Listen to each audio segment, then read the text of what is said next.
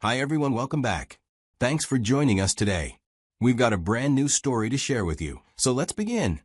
My name is Thomas, and for 12 years, I lived a life that I thought was perfect. I had a wife, Jane, who I believed loved me, two beautiful kids who made every struggle worth it, and a home filled with laughter and warmth.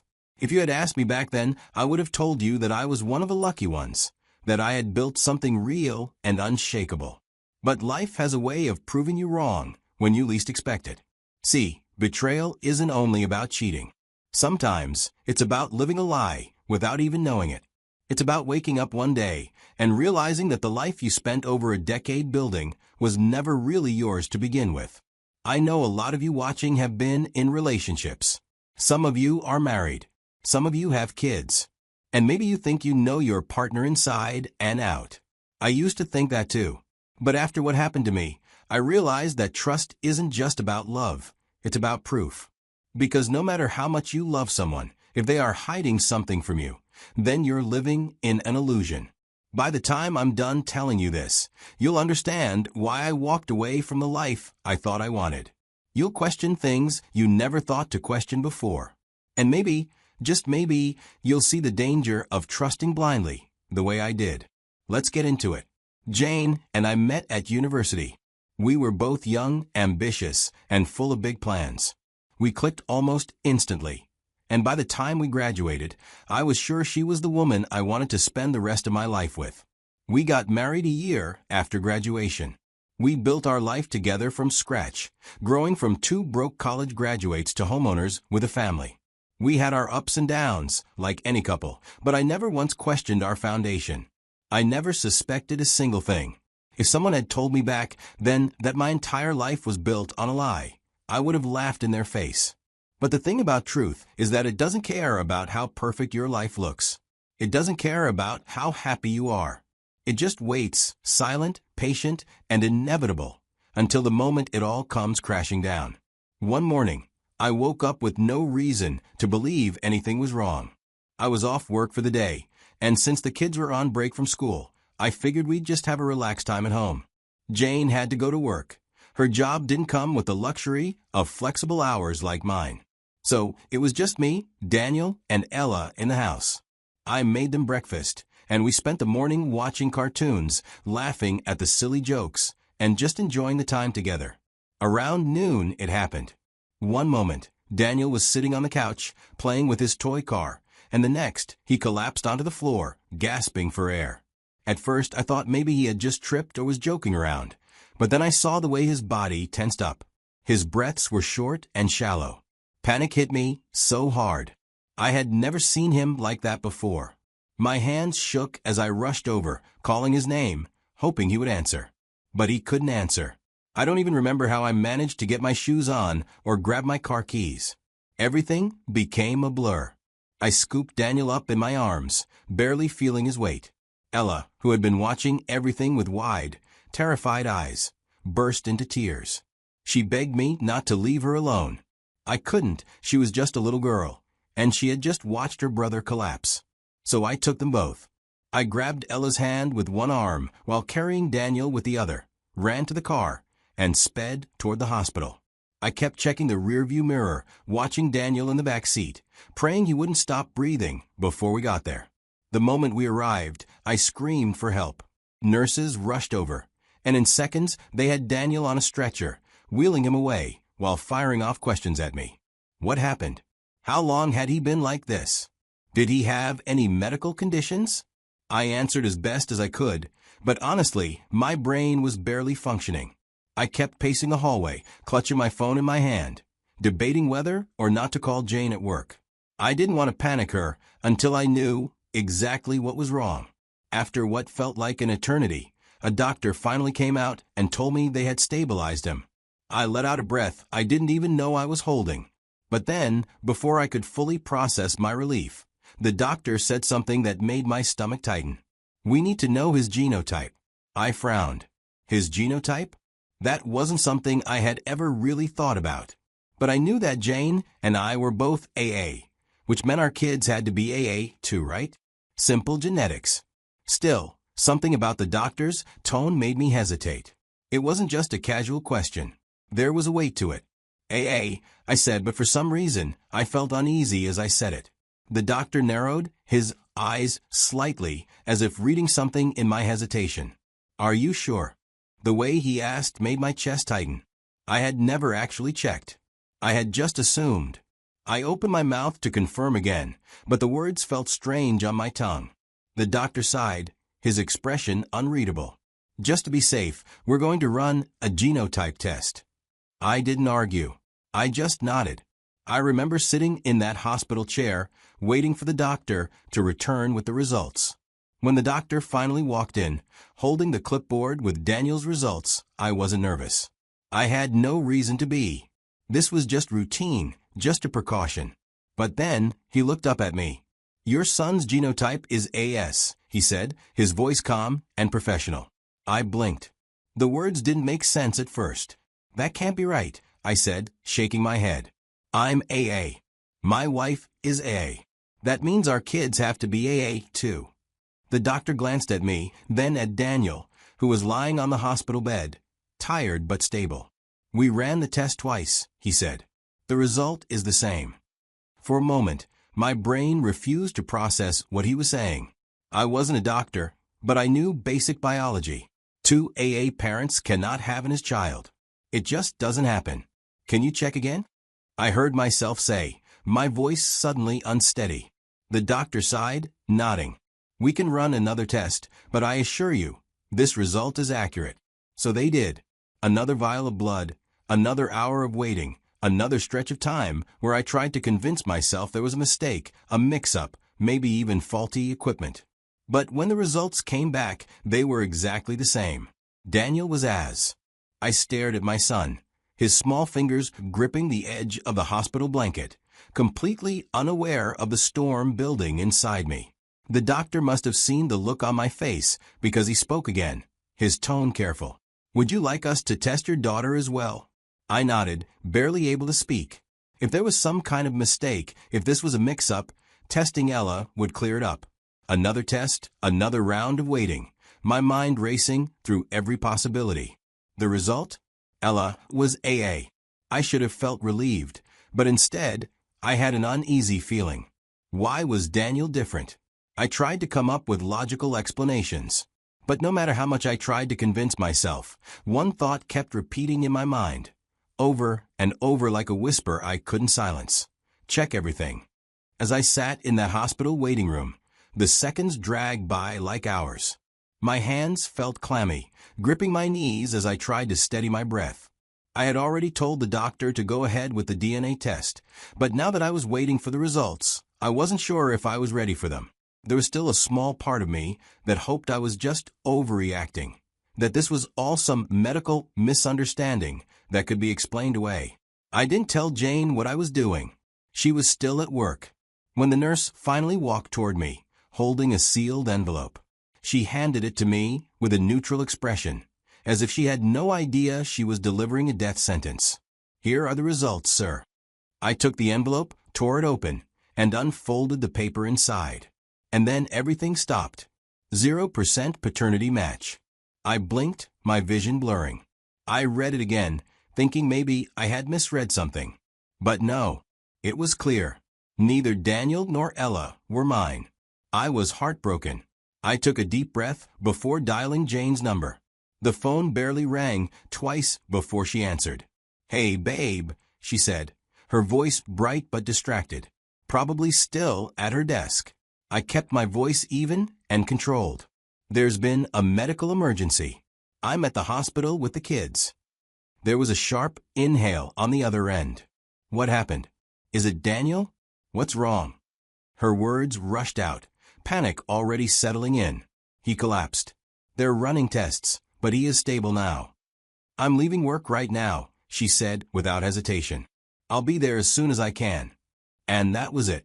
I hung up before I could say anything more. Because if I had stayed on the line even a second longer, I would have said the wrong thing. My voice would have cracked, or my breathing would have given away just how broken I was inside. I sat there in the hospital waiting room, staring at the black screen of my phone. All I felt was numbness. She arrived in just under 40 minutes, rushing into the waiting room like she had run the entire way from the parking lot. Her eyes darted around until they found me. Then she exhaled, relief washing over her face as she saw Daniel responding to treatment. "What happened? How is he doing?" she asked. "The doctor just released him," I said, my voice calm, detached. "He's stable now. He's fine." Jane's shoulders sagged in relief.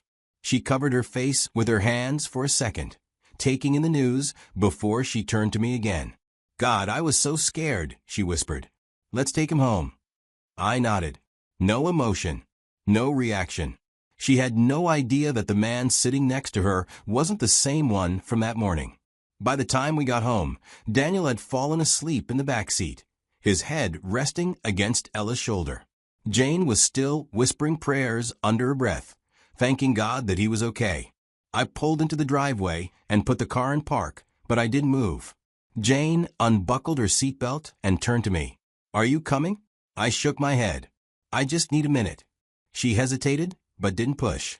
She got out, carefully pulling Daniel into her arms while Ella trailed beside her. I watched them disappear into the house, the front door clicking shut behind them. And then I lost it. I gripped the steering wheel so tightly. My chest heaved, and before I could stop myself, the first sob tore through me. Then another, and another. I cried like a man who had just lost everything. Because I had. Many years of lies. I don't know how long I sat there. Maybe minutes. Maybe hours.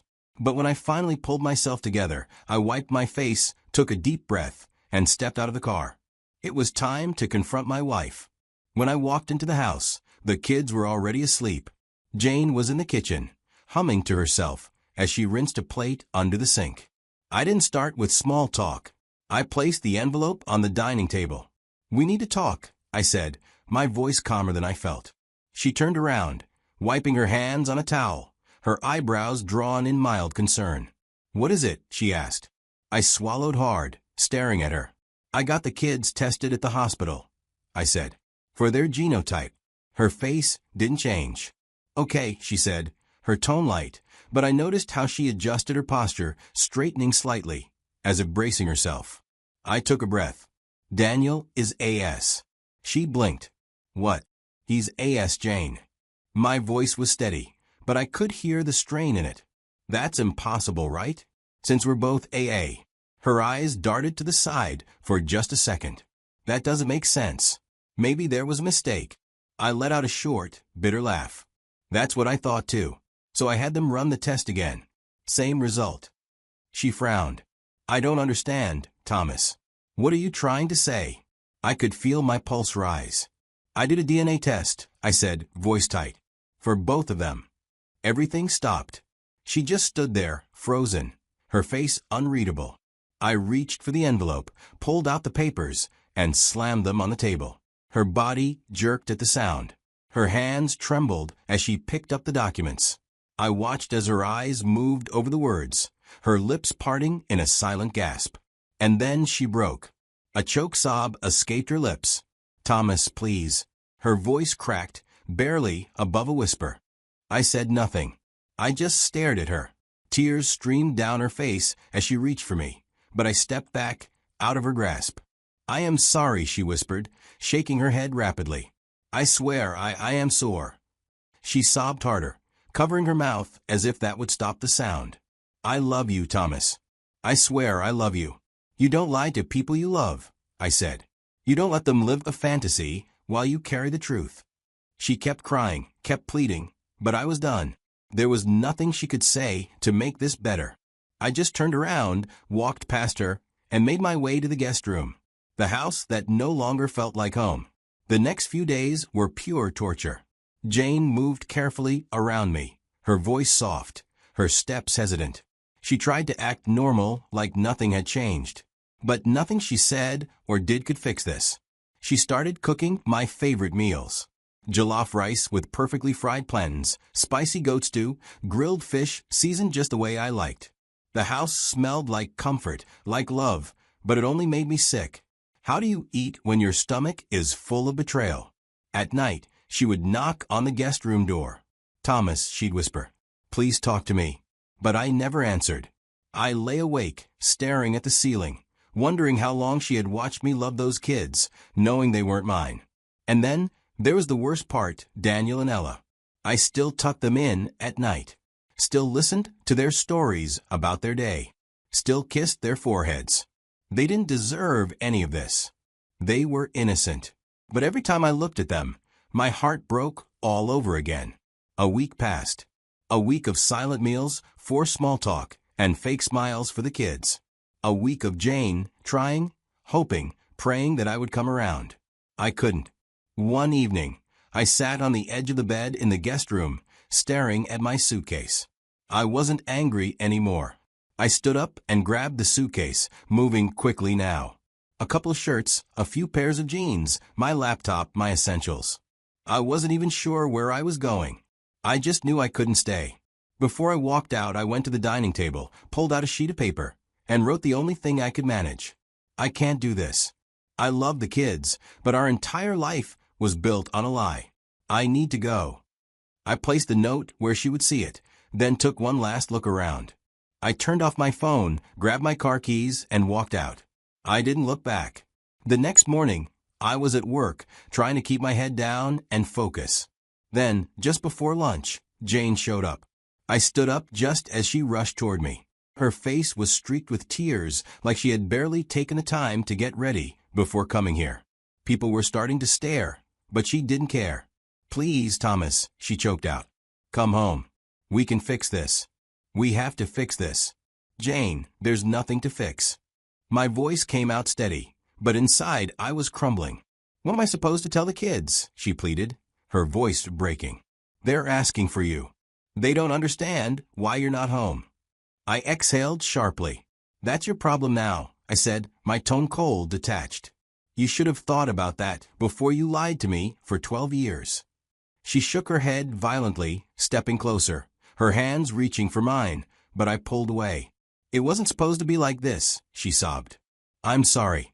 Things will never be the same," I told her, my voice firm. "I can never trust you again." She gasped as if I had struck her. More tears fell, but they didn't move me. I had spent the last week drowning in pain, while she had spent 12 years keeping secrets. I stepped back. "Goodbye, Jane." I turned and walked away. A few days later, the divorce papers were sent to her. And just like that, the life I thought I had was over. So what did I learn? First, trust but verify. We like to believe that love means never questioning the people closest to us. But that's not true. If you love someone, you should trust them, yes, but that trust should be earned and maintained, not blindly given. I never once doubted my wife, never once thought to check things for myself. I assumed the kids were mine because they called me Dad. But I was wrong. And that assumption cost me 12 years of my life. Never assume. Ask. Check. No. Second, love is not enough. We're told that love can conquer all, that as long as two people love each other, they can work through anything. That's a lie. Love without honesty is just an illusion. It's like building a house on sand. It might stand for a while, but eventually it'll collapse. I loved Jane. I loved our family. But love couldn't fix what she did. Love couldn't erase the fact that she looked me in the eye for over a decade and never told me the truth. If love is real, it comes with honesty, respect, and trust. Without those things, it means nothing. Lastly, healing takes time. I won't lie to you and say I'm completely over it. I still think about the kids. I still wonder if I made the right decision.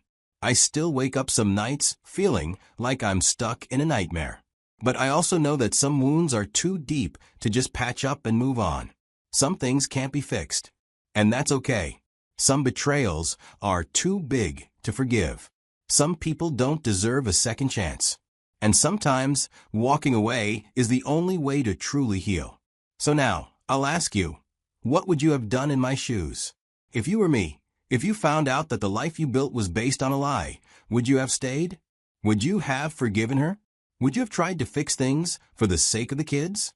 Or would you have walked away like I did? I want to hear your thoughts in the comments. And if this story made you think, if it made you feel something, don't forget to like, share, and subscribe. It helps more than you know. Thanks for watching, and I'll see you next time.